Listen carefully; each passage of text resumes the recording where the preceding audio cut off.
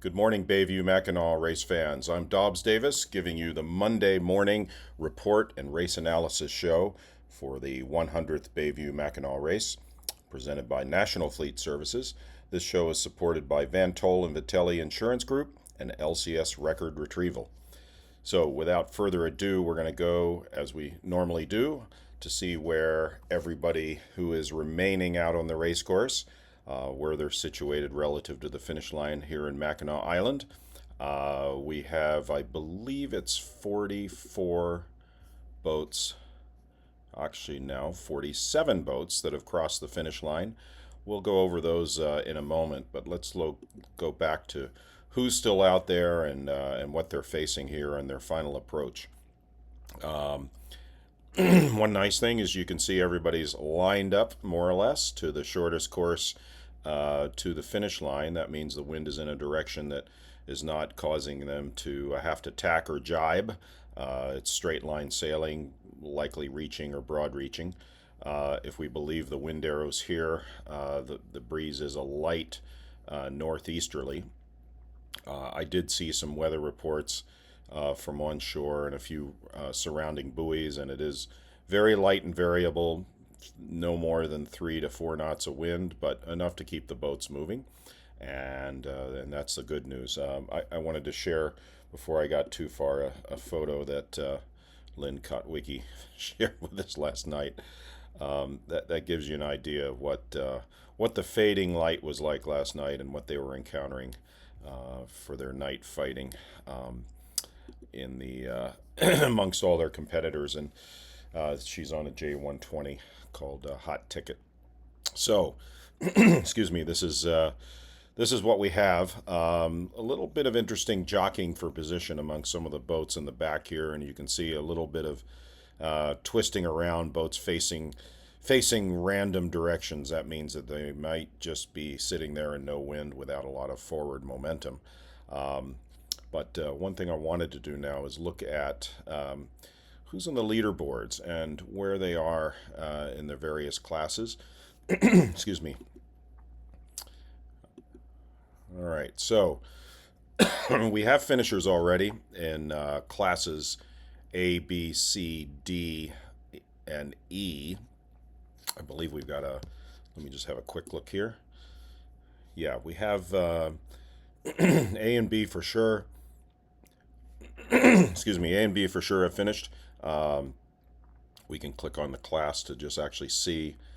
Oh, 2 boats still out there in Class B, but by and large, most of this class is finished, and leading the pack in corrected time at this, and probably this will end up being final. I don't know if these guys can still get in there to catch up into the top of the class, but Madcap looks good for Santa Cruz 52 from Illinois, followed by Talisman and MC Squared.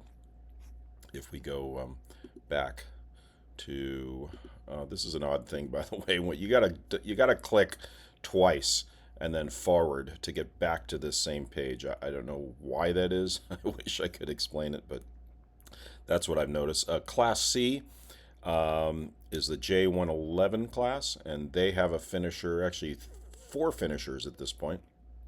A Traverse City team on a boat called Padawan 4. Apparently, they're fairly new to this. They're a new member of the class, and although they've done many Mac races, from what I'm reading, 20 consecutive Mac races is what it says here, and they did pretty well. If you can see, they were almost 2 hours ahead of their nearest rival early this morning at 04:35. So good job to them. And let's see. So Class C, let's look at Class D. Do we have any Class D finishers? I don't think we do. I think that's the J120 class, and they are still out there. We'll look at them. Actually, you know what we'll do? We'll do this. We'll go to the tracker, look for Class D, and Funtech Racing is out there. And if we go to this page and isolate Class D. Turn everything else off. We can see that, and there's FunTech Racing. They're going a whopping 2.8 knots toward the finish line. But as you can see graphically, I'll try to zoom in a little bit more. They look like they're in good shape ahead of their nearest rivals, Kairos and Sleeping Tiger. Are these guys coming at them fast? Not really. 2.9 knots, and although 3.8 knots. Again, these are every 15 minutes, and they're supposed to be an average between two skeds, so it's quite possible this is back and forth racing. Looking at this group here, I bet that's pretty competitive. They're all pretty close, and yeah, so they don't have very far to go. FunTech is only 1.6 miles out, so they should be finishing here within the next half hour or so, and be leaders in Class D. Let's look at Class E. I think we've already discussed. Class F, I don't know that they have any finishers yet. I don't see any, but oh, wait a minute, what's this? Yes, that's right. Smoke Show is a JPK 10.8 from Sandusky, Ohio. I know because I measured this boat. Jake Thomas's boat. It's a new boat to him. They're competitors in Lake Erie. I don't think this is their first Mackinac race, but they did a nice job in this class to finish across the line first. We'll see how that holds up in corrected time, which we'll talk about a little later. Looks like they're heading over to park somewhere else besides the island, but that's our first finisher in Class F. Class G is J35 class, and Falcon is leading that pack. They're ghosting along at 1.2 knots, close into the lee of the island. They've got a big pack behind them, so no doubt, besides looking forward, they're also looking back. They have 10 miles to go. My guess is they'll get a little bit more breeze as they get out from so close to the lee. I wonder if that makes them nervous. They're probably like one-on-one basketball. Stay between your man and the hoop is what they need to do. So we wish them luck with that. Class G and H. Here's H. Our leader there is Gale Force. This is the Beneteau First 36.7 class, another class that's sailing in one design mode. They too ghosting along at only 1 knot of speed, but as you can see in that gap with their rivals, they seem to be doing okay. Now I thought I saw a leader. Maybe this was something else. Anyway, we'll get to it. I thought I saw another 36.7 that was in the lead in that class, but anyway, that's what we have on the tracker at the moment. Class I. Class I is another ORC class with many different boat types in it. Pretty big class too, and leading this group is Synchronicity. This is Chris Mallett's J109, and these guys look, now it's hard to say.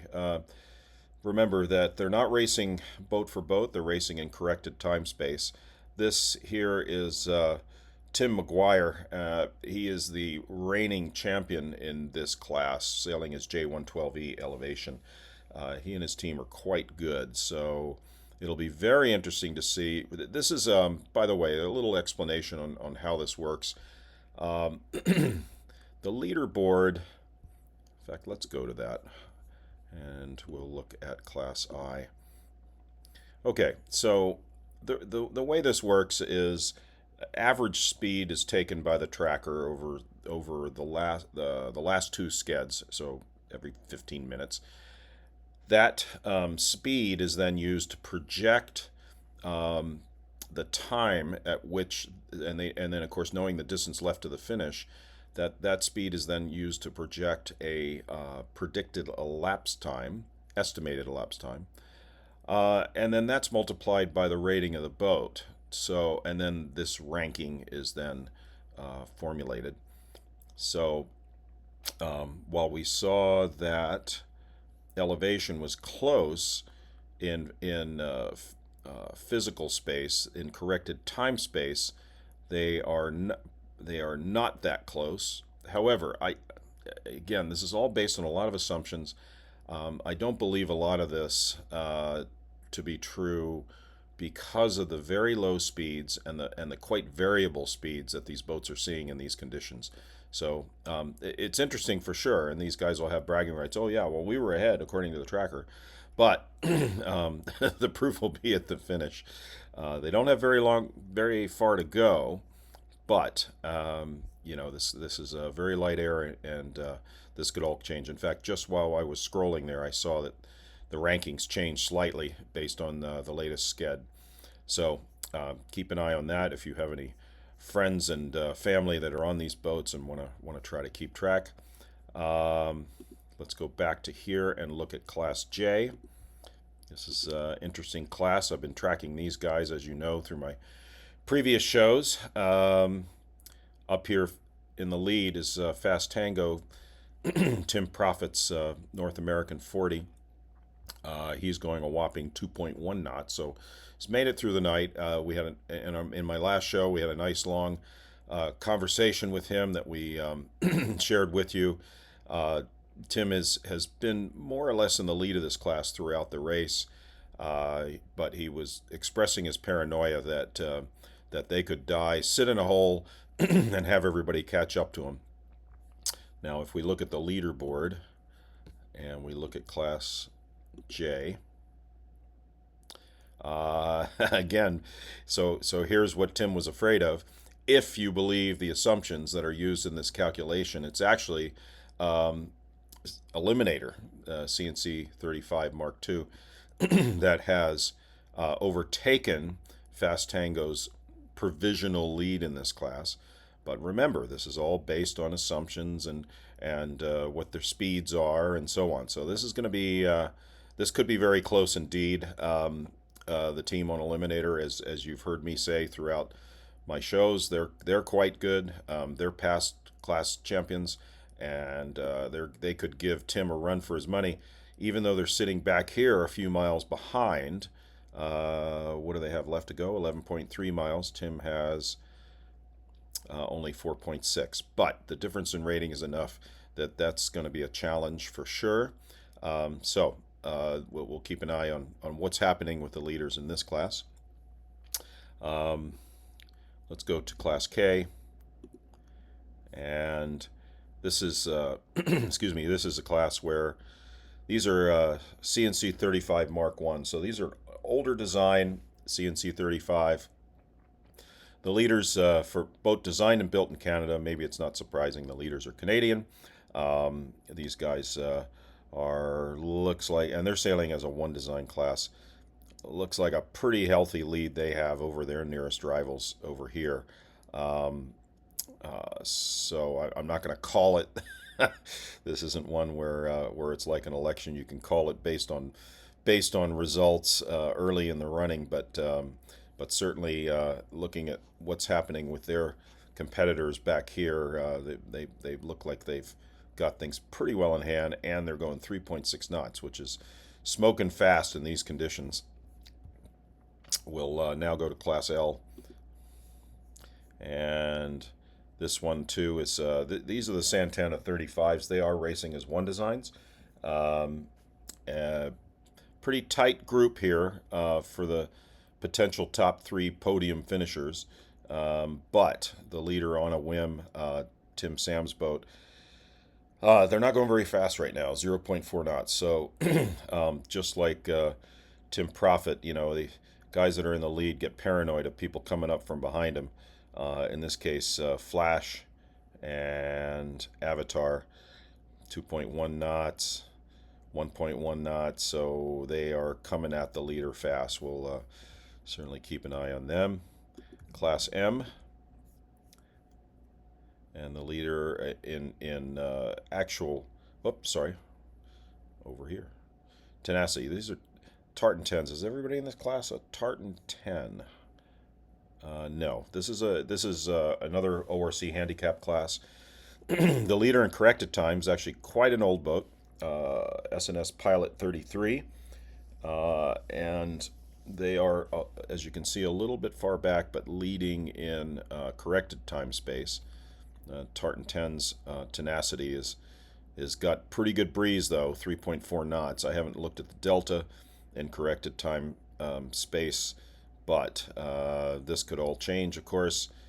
They are making final approaches, but right now it's albacore in corrected time. In the double-handed class, we actually have already a finisher, Harmony, so that's Joey Baker's Beneteau 44.7, and looks like the Melgus 32 Badfish is also finished in the double-handed class. In fact, we can find, no, let's go to this page. So, yeah, let's see here. Yeah, double-handed. So, Harmony finished this morning, actually just about an hour ago. And Badfish, the Melgus 32, finished just about 12 or 13 minutes ago. So the double-handers are starting to come in. And then multi-hulls, you can see here, looks like all the multi-hulls are in that class. There was one that retired, but the rest of them are in. And this keeps getting updated. We now have 48 monohulls. Actually, 48 in the Division 1 that have finished, and 4 in Division 2. So the boats are slowly but surely coming in. This is still, though, only 54 boats, well, more than that, so 55, so almost 60 boats. That's still only 1/5 of the fleet, so everybody else is going to be coming in at some points today and perhaps even into tonight, depending on what's going to happen going forward. Let's, in fact, why don't we do something that's different here? I did a little research on wind and how wind forecasts work. This is a predict wind tool that provides forecast models based on where you are. And the models are, it's interesting to see this. This is a split screen of the same area. You probably recognize the green dot where we are here in Mackinac Island. And the course area, which is out here. Sorry for this. Let's see if I can get rid of that. There we go. So boats are stretched out here on their final approach in the leeward side of Bois Blanc Island and toward the finish. This is what the HRRR model says. Now, this is an interesting model. It is a high-resolution, short-term model, supposed to be accurate for only kind of an 18-hour time frame, and at a 5-kilometer resolution, so it's a pretty tight grid. This is a similar model here called the NAM model. It too is a short-term model, uses slightly different formulations and assumptions. It too is on a fairly tight grid at 5 kilometers. So this shows you a little bit difference. Now the wind scale is down at the bottom of the screen here. These magenta colors indicate little or no wind, so 0 to 3 knots.